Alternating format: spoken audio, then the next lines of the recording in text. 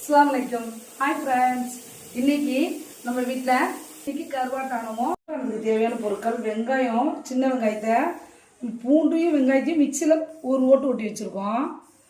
கத்திரிக்காய் 3 கத்திரிக்காய், தக்காளி தேவையான அளவு தக்காளி, மிளகாத்தூள், காஷ்மீர் தூள், மிளகு சீர்த்தூள், மஞ்சள். கருவாட்டானத்துக்கு நம்ம மல்லாட்டை அவிச்சு வச்சுருக்கோம். புடி கருணக்கிழங்கு ஒரு 3 கிழங்கு, அவ்வளோதாம்மா தேவையானது. தேவையான அளவு எண்ணெய் ஊற்றிப்போம். இன்னும் சூப்பராக இருக்கும்.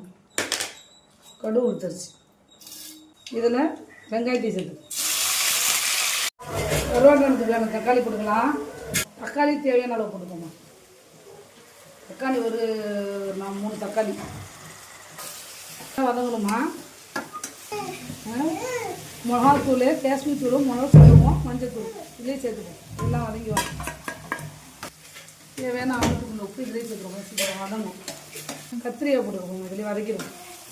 நல்லா வதக்கிடுவோம். இது கூட்டுத்தூள் ஒரு 5 டீஸ்பூன் போட்டுக்குவோம். கருவேப்பிலை இதிலே போட்டோம்னா 3 துண்டு கருவாடு துண்டு இதையும் போட்டு ஒரு வதக்கிடுவோம். துண்டு கருவாடுமா, துண்டு கருவாடு போட்டால் கொஞ்சம் நல்லா வாசனையாக இருக்கும். சரிக்கா, இது நீங்கள் பேஸ்ட்டு நம்ம ஊற்றிப்போம். அதுலேயே நம்ம கூட்டுத்தூள் கலந்துருக்கோம். இதில் வந்து நம்ம தேவையான பொருட்கள்லாம் போட்டுருவோம். மல்லாட்டை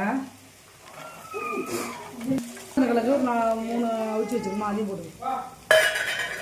இதெல்லாம் கொதித்து வந்தால் கருவாட்டான ரெடி ஆகிடும். கொதிச்சு வரட்டுமா. அது கொஞ்சம் நல்லெண்ணெய் ஊற்றுனா டேஸ்ட் நல்லாயிருக்கும்.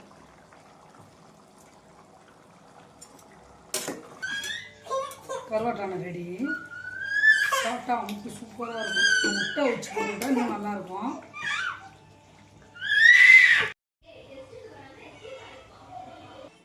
எங்கள் வீட்டில் இதுதான் ஸ்பெஷல். உங்கள் வீட்டில் என்ன ஸ்பெஷல்ன்றத கமெண்ட் பாக்ஸில் கமெண்ட் பண்ணுங்கள். பாய் ஃப்ரெண்ட்ஸ், அஸ்ஸலாமு அலைக்கும். இன்னொரு வீடியோவில் பார்ப்போம்.